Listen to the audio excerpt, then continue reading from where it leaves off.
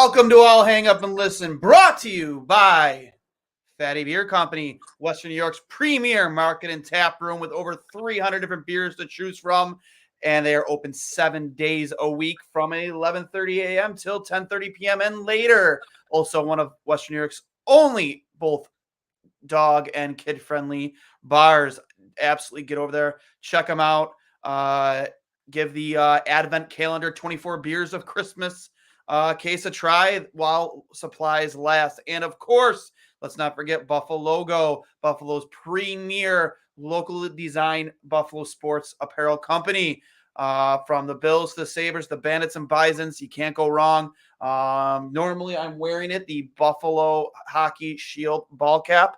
I'll grab it later to show you all before we wrap up, but one of my favorites. And of course, the Stefan 316 t-shirt and hoodie. Can't go wrong with that either. But without further ado, Sabres win 3-2 off goals from Alex Tuch, Kyle Okposo of all people, and opening the scoring was Jeff Skinner on the power play of all things in this economy. And I'm joined, making his Two Goalies One Mic debut, by the newest member of the Two Goalies One Mic family, Joey Sultana.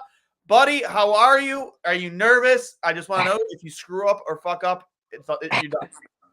I'm great. I'm a little bit nervous, but it's really cool. So, we're gonna have you on an episode of Two Goalies One Mic at some point down the road to tell your full story. But guys, definitely give him check him out on Twitter and Instagram. Kid is all heart, lots of passion for the Sabres, and has a really good story. So. Again, we'll tell that story at a different time, probably during an actual episode of Two Goalies on Mike. But really happy to have you in the family here, Joey, and really happy to have you on your first episode of I'll Hang Up and Listen, bud. Thank you. Excited to be here. Trying to get the jitters out. But honestly, I only got to watch about half of this game tonight, doing some Black Friday shopping myself. Bought a brand new living room set.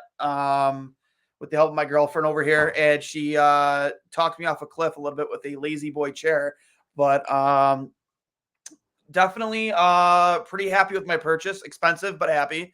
And then came home and watched the better half of the Sabres game, not the first half where they pissed down their own legs for most of the first and second period. I think turned the game on just shortly after the Krebs and Letang scuffle.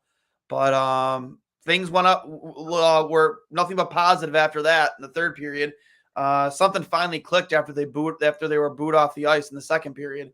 But it's 2 points is 2 points, no matter how good looking or ugly it might be. Yeah, I honestly didn't think the first half was that bad. They were getting a lot of bad bounces their way. Couldn't get any bounces their way, but I don't know. Like, a lot of their big guns were showing up tonight, so it was just nice to see because I haven't seen that in a while. So, yeah, the guys that are getting paid the big bucks, right? Alex Tuch is making big bucks, but Alex Tuch is expected to be a big contributor on this team. He's on your first line. Same thing with Jeff Skinner, who is making the big bucks. You need him to. He's one of the guys that's always contributing, though. He always finds a way, even when the team's playing bad. He's always, doing his best to find a way to get on the score sheet, and did tonight. And I think, and I tweeted it out right before the end of the game, I think one of the unsung heroes of tonight, and people might say I'm crazy, is Victor Olofsson. He has had a couple good games in a row. I believe this is his second multi-point game in a row, and was integral on those first two goals, especially the pass to Skinner. Wasn't it? Was it? No. It was Tuch to Skinner. Which two? No. He assisted on the Okposo goal. Okposo goal, yeah. And then obviously the game winner as well. Yeah. So I've noticed that since he's been put with Okposo and Gergensen, he's kind of he's got better at forechecking and actually getting to the corners, playing more physical, which is something that he's always lacked a lot of. So yeah, he's actually trying on the forecheck. He gets to the net too. I tweeted it out. It's weird seeing Victor Olofsson around the net, trying to dig, doing the things that Jeff Skinner does to score goals. That's a player that knows his job might be on the line, and that's a player playing with some desperation. And I've always said you learn the most about a player when their back is against a wall. Do they sink or swim? I've said that, especially in the goaltending position, when a goalie's back against the wall, when the pressure's on, will they sink or will they swim? And right now, Victor Olofsson is swimming because he knows that he could be one of the forwards on the outside looking in with all this young talent that's rare and is nipping at the bud to get in the lineup. Guys like Kulik, Rosen, Byro, just name a few. Rusek, guys who some of which have already been called up this season. But a guy like Kulik who is doing everything he can to get in this lineup right now. I think he's got like 11 goals in 14 or 15 games in the AHL. Really not much more he can do down there to prove he belongs in the NHL. So, with the Girgensons injury tonight, you have to imagine you can't keep rolling 11-7. So you're probably going to see a call up, and we'll see who it is. I think the fans, if you're going to go, try to appease the fan base, it should be Yuri Kulik. Yeah. I mean, I haven't got to watch like the Rochester Americans games, but Rosen has been like really good too. Like he has more points than Kulik. And I've seen a lot of Kulik's goals, and like a lot of his goals are actually set up by Rosen, like nice plays by Rosen. Yep. Isaac Rosen's having a great season down there. Yeah. Like Rosen's kind of like the unsung hero of Rochester. Like everybody's praising Kulik, which he deserves the praise, obviously. He has like how many goals? Like 11 and 15? I think it's 11 or 12 in his first 14 or 15 games. Yeah, he's had an outstanding start to the season. Yeah, so I think they both deserve to be called up. Like and they're both former first round picks. Yeah. Also tonight, I mean, I don't blame him for the first goal, but I'm sure people on Twitter will. After the Samuelson giveaway, UPL had a very strong game. I think that. I mean, does he deserve a second start in a row? I think so. I mean, if they stick to this 3 goalie rotation, Comrie will be the next guy to get a start. But I hate the 3 goalie rotation.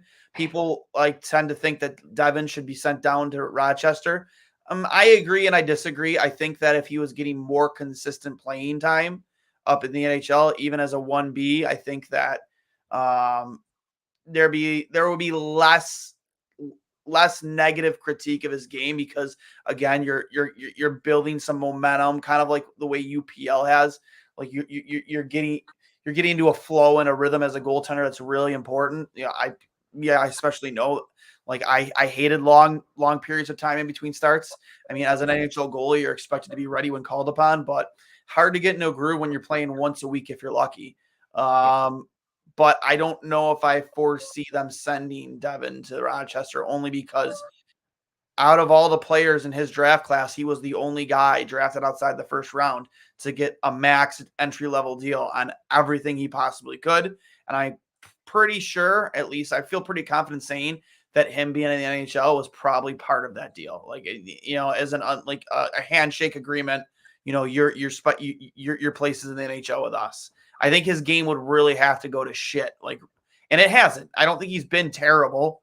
He had a great game against the Wild, a great game against Tampa, a very good game in my opinion, even though it was 5-4 against Toronto. I mean, Austin Matthews was left alone on all three of his hat-trick goals. So, what are you going to do as the greatest goal scorer in the world? But I'm also not a fan of this 3 goalie rotation. So at some point, something's got to give. But very impressed with UPL's game tonight, and impressed to a certain extent with the way that the defense handled the rebound and second opportunities. Even when they were there to clean it up. Whereas in past games, whether it was Comrie or Devin or UPL, and that the net front presence below the dots for Buffalo in the defensive zone has been subpar, well below average. Oh yeah, for sure. UPL has been really good this season. How many games has he had that he's been bad? 1 or 2? I think 2. Yeah, I would say 2. Yeah. I think you could critique him on 2. We've talked about it on this show before with Hurls. The thing with UPL too is you just have to find consistency, because this past 2 years, and even a little bit in Rochester, he would have 1 or 2 very good games, and they put have spit out 2 or 3 stinkers. Can't have that. You need to be consistent, especially on a team like this that's struggling to score. We didn't break through until the third period on the power play when Jeff Skinner got him on the board. but this team is not the same team offensively as it was last year. They're not scoring at the same clip, and they're without Tage Thompson and Jack Quinn for at least a month, more. So I tend to think that you need more strong play from your goaltenders. Obviously, UPL, Devin, and Comrie included. And defensively, they need to keep, outside of the two blatantly terrible giveaways from Samuelson and Dahlin. I would say I was happy with the net front presence tonight. But again, when I talk about consistency with goaltending, it has to be with defense too. You can't do it once here and then 2 or 3 games in a row. You're just lost out there.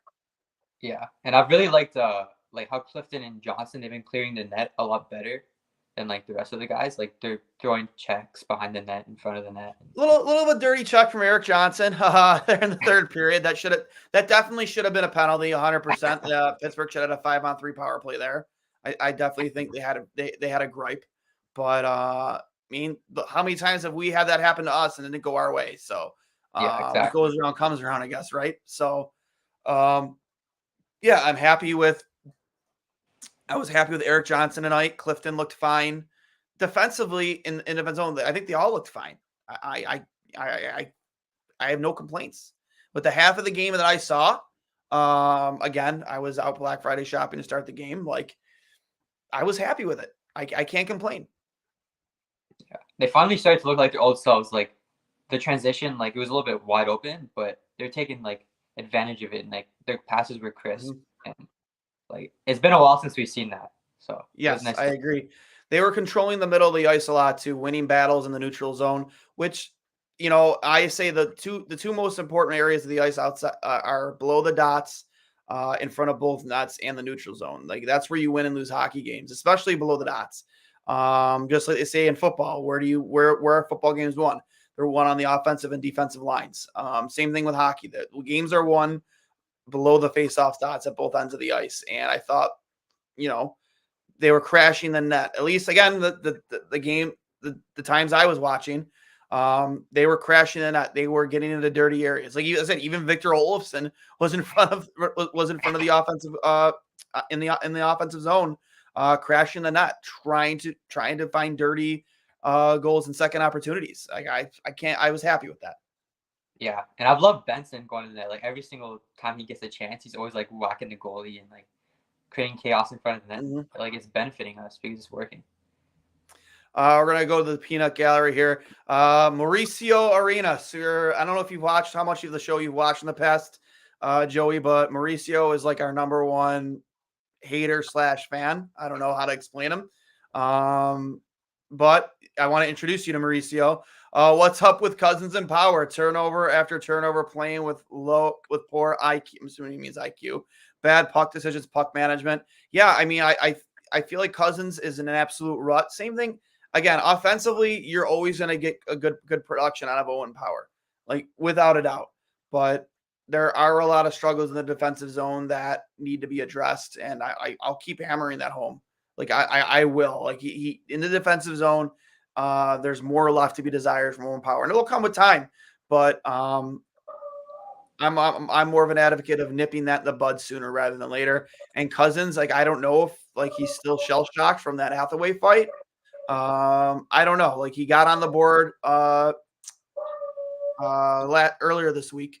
Finally breaking that goal drought. I think it was on the power play, but tonight again, just even without the fishbowl on, finally, I wouldn't say he looked lost, but just things just did not go his way. He wasn't protecting the puck well.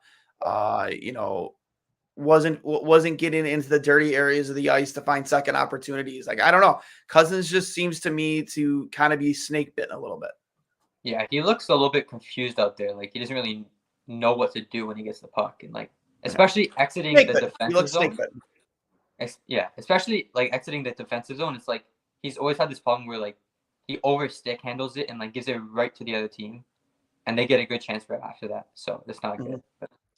Yeah. For more from Mauricio. Finally scored on power play. They had a power play goal last game too, Mauricio. Power play bottom 5 in the league. We had power play opportunities. Penguins players, no stick on TNT. Bissonnette highlighted Sabres don't go to front of net and overpass on power play too. Cute. I watched that segment from Biz too, where he's talking about the flanks on each side of the of the net. Yeah, I think that especially when the defender didn't have a stick, the Buffalo did not make enough attempts to try and take advantage of that when they had the power play, because when a player when you're killing a penalty and you lose your stick, that's like losing an entire body out there. Your stick is obviously very important and when it comes to taking up lanes, because when you don't have a stick, essentially it becomes a lot more difficult to take away passing lanes, to deflect passes out of lanes or even out of play. You need to cycle the puck more towards where that player is and get it down low. And they weren't doing that, and that could have cost them. But still glad to see them get a goal in the power play in the third period. Very well done.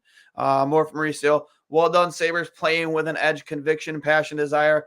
Final period, first on puck. TNT broadcast, playing with energy, grit, including Johnson hit. Yeah, I definitely agree with you, Mauricio. It's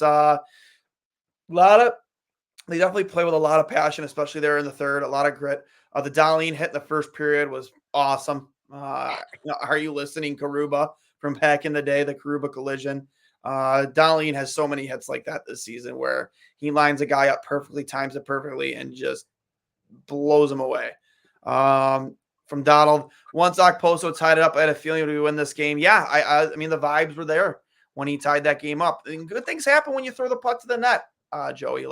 That's again, granted it went off Carlson's stick, but you throw pucks to the net, good things will happen. And that's why you see us lose some of these games, because especially that game against Boston, I think 2 or 3 of their goals just came from just putting pucks on net from far out. You never know what's going to happen. Pucks have eyes sometimes. You get bodies in front of the goalie, you kind of deter their vision, can't see the puck. Puck's liable to go in. There, Okposo on a bad angle, just throws it at the net, goes off Carlson's stick, and you have a tie hockey game. I'm a big advocate as a goalie. I've always said some of the toughest pucks to stop are the ones you aren't expecting. I've always said it's never a bad play if you're, a foot out from in front of the goal line to just look off one of your teammates and literally throw it at the goalie's feet. Those pucks are almost damn near impossible to control. A, when you don't know they're coming, and B, when you're that in tight and on that type of an angle. I've always been a big advocate, and Okposo did that. Threw it low, far side, and luckily enough, Carlson deflected it in for him. Yeah, we need more goals like that. We need more guys getting to the net, like deflection goals. I miss Reinhart for that. He was so good at that. But, yeah, I listen. I said a week or two ago, I said his contract is up. If Florida can't afford him, bring Reinhart back home, because that was his office, man. That's his office right there in front of the net. He's not afraid to take a beating, get into those dirty areas, tip in pucks, set up plays where the shot is purposely there for a deflection. Tip passes. That was Reinhardt's wheelhouse. So, he's going to make his next big payday because of that. A big reason was because of that. That's the way he plays. Joey Chestnut, Giuseppe, we need passion from our fans, our broadcasters. Welcome to the family. I'm Italian too, so that's cool. Oh, there you go, bud. From Chris Durk, UPL load another W on to 500 Pittsburgh. Go cry about it on the way back home. You Jagoffs. This better be the momentum builder to start winning. Krebs, don't take no crap from Letang. Yeah, how about that mixed up with him and Letang? How does that only end up being a 2-minute penalty, by the way? Like a 2-minute rough? He literally suckered him in the face while he was down on the ice. I was a little blown away. And that whole interaction, I thought on the TNT broadcast, they kind of say, oh, why is Krebs so, he's still upset. Yeah, I'd be pretty fucking pissed off, too, if I just got suckered by a guy who was still wearing his gloves. Have you guys never been punched in the face before like that? Come on. I'd be ticked off too. Are you serious? More from Chris. Great content, Duane. Always awesome to watch new faces join the podcast. Great to hear your input, Joey. Let's go Buffalo. Chris, thanks. You always support the show. We love to show your comments, and we love that you always stop in to give your opinion. From Matt, since when did Erik Johnson become a hitter? I've never seen him hit like that. I mean, he's been playing in Colorado for long, so we haven't really watched a ton of Erik Johnson. But I mean, he's not as fast as he used to be. I wouldn't say he's not as skilled as it used to be, but he's just older. So you have to make up in different ways, and he's been playing a physical style, and I like it. Again, a guy that the fans tend to call to be sent to the press box, and a guy who's got to find a way to contribute as best he can. When you're rolling 7 defensemen out there, maybe that's an advantage for him. He's not skating as he's not getting as many minutes. He's a little bit fresher out there. I don't know if that's Donnie's. It can't be Donnie's direction after tonight, because assuming Zemgus can't play tomorrow, you have to bring somebody up. Like, you just can't. You can't go out there and roll. Next guy up 11-7 still. You have to find at least one player to bring up from Rochester. We'll see what roster move they make, and we'll see how serious this injury is to Girgensons. I haven't seen any updates yet. I'll check from Brian Kozil. He always gets the post-game tweets from after the game. From Ryan Quenville, to be honest, gave up after the second period, went to the hot tub instead. Glad they won, but holy shit balls, enough with this 11-7. Man up and make a roster decision, for the love of God. I agree. I think that there are other guys, if they really want to stick with this 3-goalie rotation, if that's the direction, then there are other guys too that you deserve to probably take a night off. Like, I know we had the game tying goal tonight, but we constantly talk about Kyle Okposo. Like, more often than not, he hurts you with his lack of speed.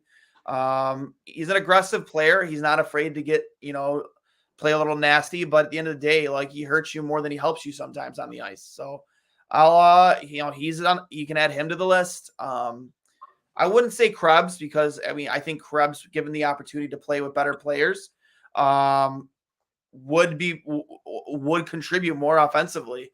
Definitely get back to 6 defensemen and just find a better lineup to field, because I can't do this 7 defenseman rotation anymore. Just can't. I won't do it. I won't. I hate it. I hate it so much. Paterka needs to keep his head up from Mauricio. Yeah, that was I think the arena would have lost its mind if they would have given Paterka a double minor there at the end of the game. What is he supposed to do after the hit from Letang? Like, I don't know what you want him to do. Like, that's not on him. Like, how can you control your stick when you get hit up high like that? I don't know. My opinion was it was the right call on the ice after they went to review, and they negated the penalty double minor. Glad that happened, because we might not be talking about a Sabres win right now if they don't make the right call there. Yeah, it got me nervous, because last game we were winning with 1:15. Like, if they got a power play from that Paterka's like high stick, I don't know. Give me a little bit of PTSD. Yeah, right.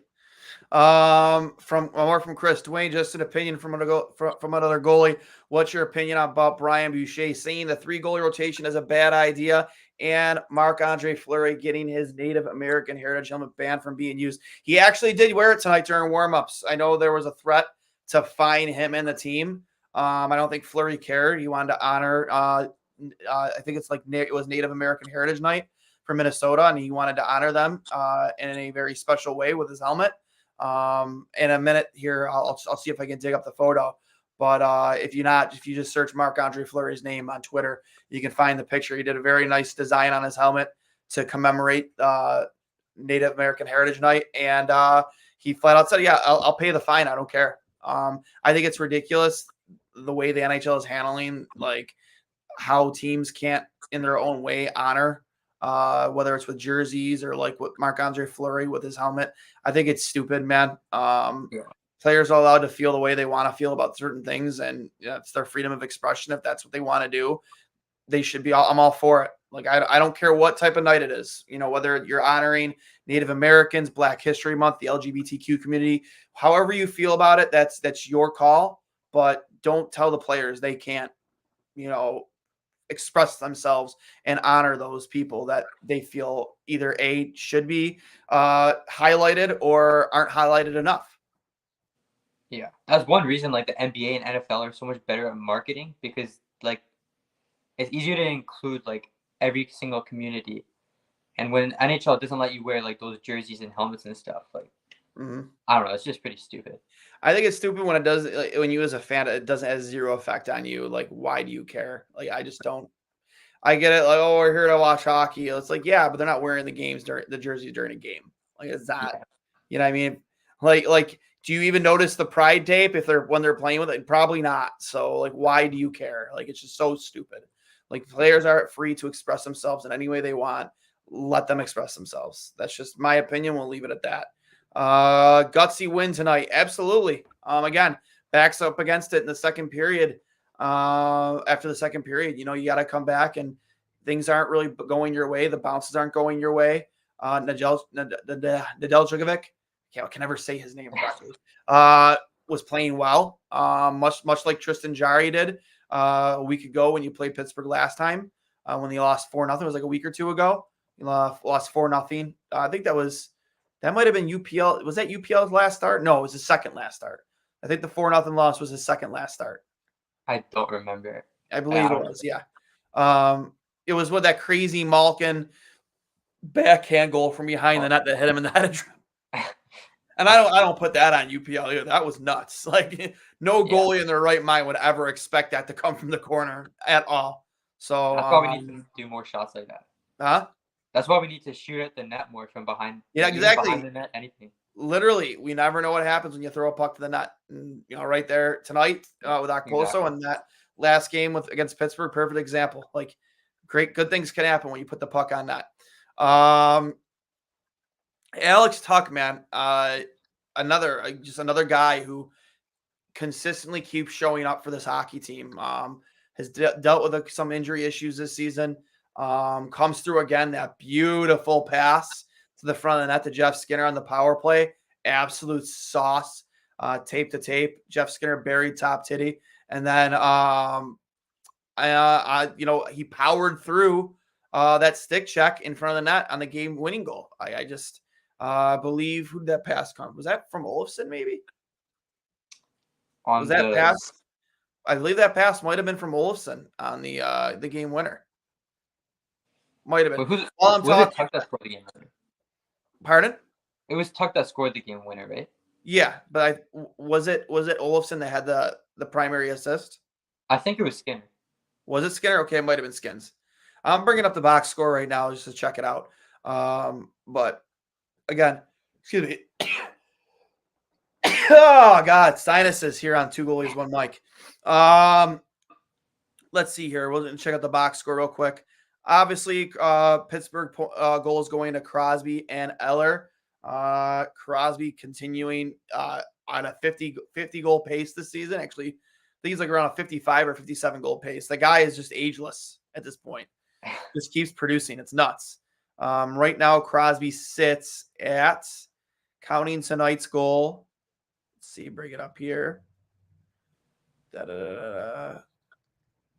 Sits at 14 goals on the season if this hasn't been updated yet. I'm not sure if it's 13 or 14, but regardless, he either has 23 points in 19 games played or it's 24 points in 20 games played. He's a plus 11. The guy's just absolutely ageless. Actually, my girlfriend, we were on our way back and they said Crosby's name and she's like, he's still playing. I'm like, yeah, he's still playing. Like, he was drafted when he was like 18 or 19 years old. Like, it was a phenom. I think he's like close to 20 years in the league almost. I want to say, like, real close. I should have my producer and have her look it up. But anyways, first goal going to Crosby, second goal to Eller, assist going to Gensel and Nieto, Nedeljkovic with 31 saves and 34 shots. And then, of course, Buffalo, 2 assists for Olofsson, a goal and an assist for Skinner, Tuch with a goal and assist, Dowling with an assist, Middlestat with an assist, and Kyle Okposo with a goal. And then, of course, Ukko-Pekka Luukkonen and UPL with 31 saves on 33 shots. Trying to find the scoring plays here, though. I think you might be right, though. I think that was Skinner with the primary assist on the game winner. But still, like, Olofsson has had a really good handful of games. Normally we're talking about him being the first guy on the outside looking in when it comes to finding space in this lineup for a new face, a prospect that, you wanted to have a look at. I think he's making it impossible right now for you to take him out. Yeah, he's been really good, but I don't know. For his age and his contract year, it's going to be hard to re-sign him when we have the young guys coming up. So Oh, if I we don't could think he get his gets another value, contract in Buffalo. I think right now he's playing for a different team. He's playing, he's auditioning for other teams around the league right now because, again, barring something happening this season where he just completely turns around his two-way game and just starts scoring at an insane clip, I can't see him getting the type of contract he would want from Buffalo. I think that it would have to come from a different team around the league. And you have all these other players ready to come up, like Rosen, like Kulik, like Rusek, like Byro, guys who are just salivating for an opportunity. Savoy, the WHL, not missing a beat, just proving why he's too good for junior hockey still. It's going to be hard for them to keep Olofsson around after this season. And again, maybe he's auditioning for their team via the trade deadline. We'll see. From Mauricio. Joey, do you hate the Leafs as much as I do? I live here in Toronto. Tons of Italians love the Leafs. Mango, managed Chicho. I live in Toronto. I'm not sure what that means. Maybe you do, but are you in fact a hater of Leaf Nation? Yeah, I live in Toronto too, so I'm surrounded by Leaf fans. So yeah. tough. Did they rib you a lot? Yeah. Like every single time the Sabres lose, they're always like, "Oh, how about them Sabres, huh?" Your team still has one playoff series. This is your retort whenever they say that. Hey, how many playoff series wins do you have since the last time the Sabres made the playoffs? Oh, is it one? Oh, do the Sabres in the last 2 decades? Do the Sabres have more? The Sabres haven't made the playoffs in 12 years now, and they've won more playoff series than the Leafs in the last 20 years. That's your retort every time. Yeah. Congrats on your participation trophy. Have fun. See you later. We Italians need to stick together. Duane, let Joey talk, interject, offers solid, objective opinions. Where is Callie Connor? Connor is spending time with the family post Thanksgiving. Obviously, Joey, they don't celebrate American Thanksgiving up in Toronto. But you got anything to add, Joe? I mean, Mauricio demands your opinion. Something to add. Putting you on the spot, bud. Don't screw up. I don't know. I don't remember if I mentioned UPL being our best goalie this season. I can't really think of. Oh yeah, Peterka. I'm surprised he didn't get a point. He was really good tonight. And Benson. Yeah, Peterka looked very good tonight. He's honestly next to Middlestad's been quiet for the past couple of games, but he has a lot to offer even away from the puck. But it might have been him. UPL gave up a rebound early in the third. And I thought the puck was going into the net. Like UPL was out of position. There's no way he was getting there. It might have been Middlestad that cleared that rebound out of there. Going back to my point earlier that the Sabres did a very good job in front of their own net tonight. Like that's just what you need to do no matter who's in net. Like if you do that, you're going to win hockey games. You're going to keep, even if you're not scoring at the same clip as you were last season, if you play like that defensively down below the dots in your own end, you are going to win hockey games. Yeah. Even when you're struggling to score. Because in my opinion, you have 3 goalies that are going to play good enough for you to win almost every night. So with that being said, just play well defensively in front of them. I mean, Devin Levi's 21. It's his first year in the league. Like, he's not going to be perfect. Like, I understand we've had a ton of hype on him, but he's not going to be perfect. And I genuinely think there's not really much of a chance that he's getting sent down. But I think that when he is in that, you just have to bear down defensively like you did tonight for UPL. And you do that, you will win games no matter who's in net for you. I promise you, you will. Duane, offer me an opportunity to be a broadcaster. I'll wear my Leaf hater shirt. Go Sabres, blue. I love a positive Mauricio. It's too bad Connor wasn't here to experience it. I'll be sure to relay the message to him. Obviously, everybody, I hope we all have a happy Thanksgiving. For those of you in the States, for those of you north of the border, the holiday season's right around the corner. Christmas is right around the corner. Hope we're all going to have a great holiday season, especially here in Western New York. When you go to Fatty Beer Company, Western New York's premier market and tap room with 7 different locations in Western New York and 300 beers, both canned and draft on tap.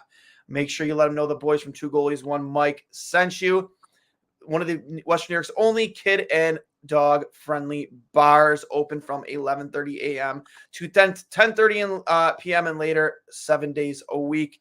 Go support whoever's behind the pine every single night. And again, tell them the boys from Two Goalies when Mike sent you. And make sure you go check out buffalogo.com. Get your hands on the Buffalo NHL Shield ball cap or anything they have to offer from the Bills, the Sabres, the Bisons, the Bandits.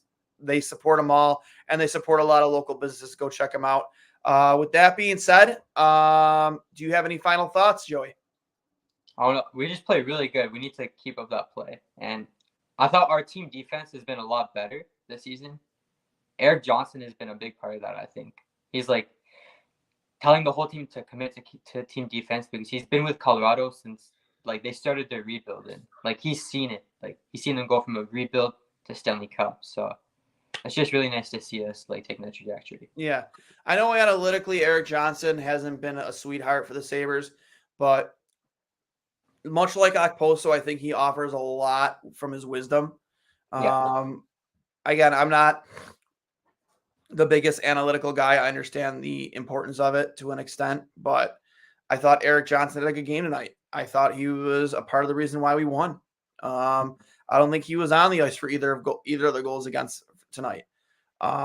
He's not a guy who's gonna wow you offensively. He's in his late 30s. He is what he is. You know, he's here to be a third pairing defenseman.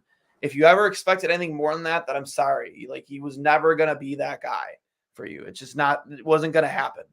But I think like games like tonight where you have to bear down defensively, get a little nasty, block shots. Eric Johnson's always willing to be that guy. Connor Clifton too tonight didn't look bad. Again, I don't agree with the 7 defenseman rotation. Maybe it worked a little bit tonight. I don't know, but yeah, I have nothing to complain about when it comes to their games tonight. The top line produced. Still need to see Cousins figure it out again. I know he scored last game, but just more consistency around the net. Finding opportunities. I think that maybe he's still a little shell shocked from what happened in that fight with Hathaway against Philadelphia. It's not like I expect Dylan Cousins to score every night, but he should be in on chances almost every shift. Like he should be contributing in some way in the offensive zone when you have possession almost every shift. And I think he's still feeling a little snake bitten.